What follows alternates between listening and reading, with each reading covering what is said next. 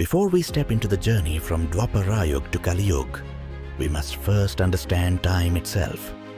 Time, according to ancient Indian wisdom, is not linear. It does not simply move forward and end. Time is a cycle, a repeating cosmic rhythm, a wheel known as the Kalachakra.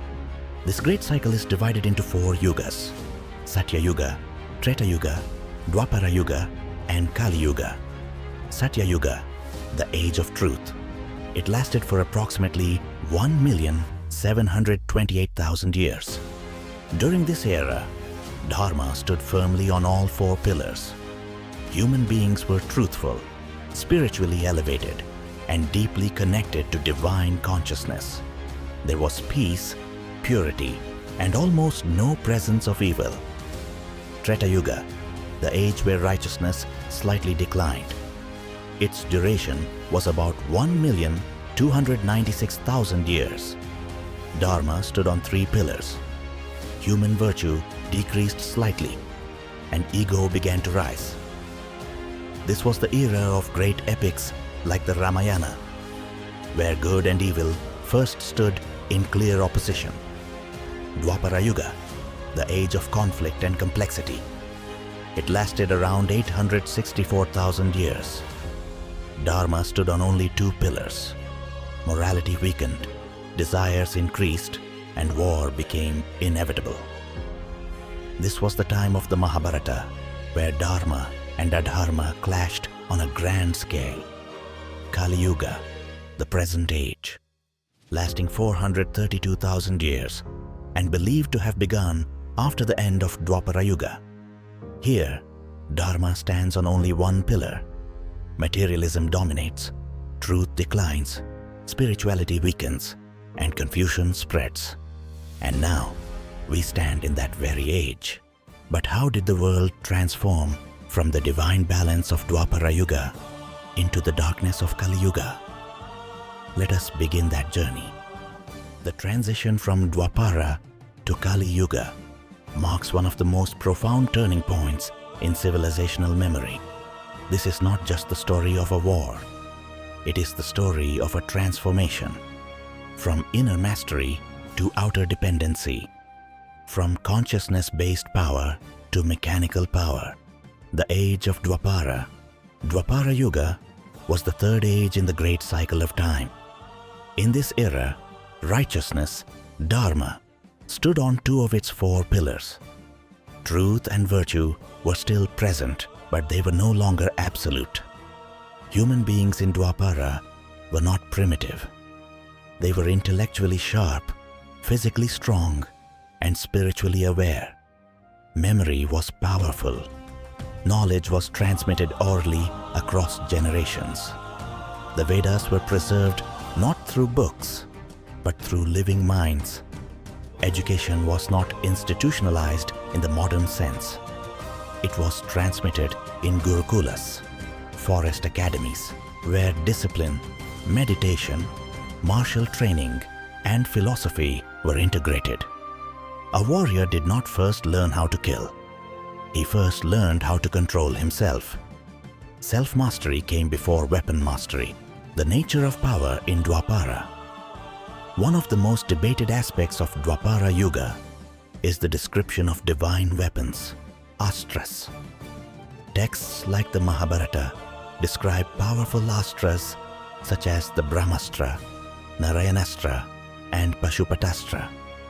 But these were not described as mechanical weapons in the modern sense. They were activated through mantra, through sound, intention, and focused consciousness. This suggests something deeper than mythology. It suggests a worldview in which consciousness itself was considered a force, capable of interacting with reality. Weapons required spiritual qualification. Without purity and discipline, the weapon could not be invoked. Power in Dwapara was inseparable from morality. There was no concept of pressing a button detached from ethical consequence. The warrior was responsible not only for the target, but for the cosmic balance, the Mahabharata, a civilizational conflict. The Mahabharata was not merely a family dispute between cousins. It was a geopolitical collapse of an entire era. Great kingdoms from across the Indian subcontinent gathered on the field of Kurukshetra. The scale was immense. But more importantly, the moral complexity was immense. Bhishma stood for duty, yet remained silent in the face of injustice. Drona upheld loyalty, yet compromised truth.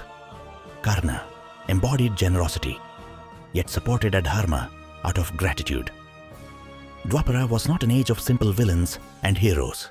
It was an age of ethical grey. And at its heart stood Krishna, the Gita, the inner battlefield.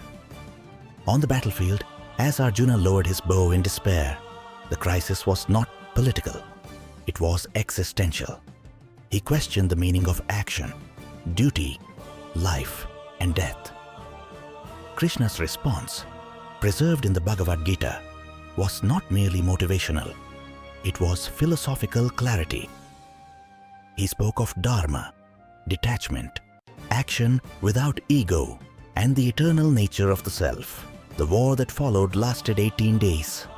When it ended, nearly the entire Kshatriya class, the warrior order, had been destroyed. The old guardians of power were gone. Dwapara had exhausted itself.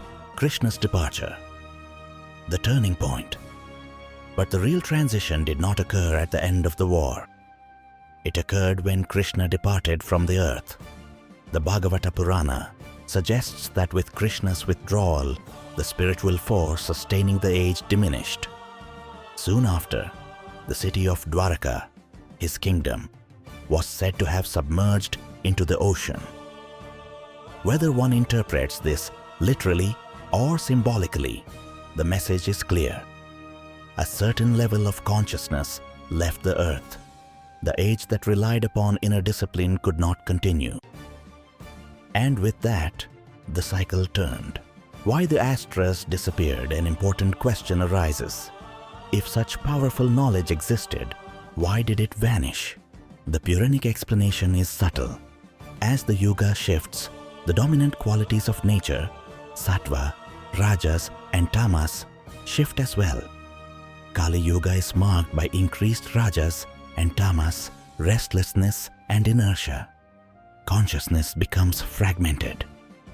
Under such conditions, mantra-based technologies lose their effectiveness. Not because the formula is forgotten, but because the mental purity required to activate them declines. The loss of divine weapons was not technological regression. It was a reflection of psychological change. The Bhagavata Purana describes the symptoms of this age with striking psychological precision. Wealth becomes the primary measure of status. Power replaces virtue as the criterion for leadership. Marriage is based on attraction rather than shared values. Truth becomes flexible. Memory weakens. Lifespan shortens. The Vishnu Purana describes rulers behaving like thieves, extracting rather than protecting. These descriptions are not meant as cynicism. They are observations of declining collective consciousness, the rise of mechanical civilization. In Kaliyuga, something else rises. External technology accelerates. As inner memory declines, writing expands.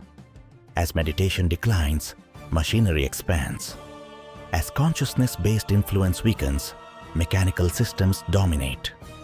Dwapara relied on inner engineering. Kali relies on outer engineering. Today, humanity has achieved space travel, artificial intelligence, genetic manipulation, and nuclear power. The external world is mastered, but the internal world remains unstable. Weapons no longer require spiritual qualification. They require authorization codes. This shift defines the essence of Kaliyuga. Yet Kaliyuga is not hopeless. Despite its darkness, Kaliyuga carries a paradox. The same scriptures that describe decline also describe opportunity. The Linga Purana and Bhagavata Purana state that in Kaliyuga, spiritual progress can occur more easily through devotion and sincere remembrance. What required intense austerity in earlier ages may be accessible through focused intention now. The path becomes simpler because the distractions are greater. The struggle is internal. The future. The Kalki principle. The Puranas describe the eventual appearance of Kalki, a transformative force that restores balance. This is not merely an apocalyptic vision. It represents renewal. When imbalance reaches its peak, correction follows. The cycle continues. Satyayuga will eventually return.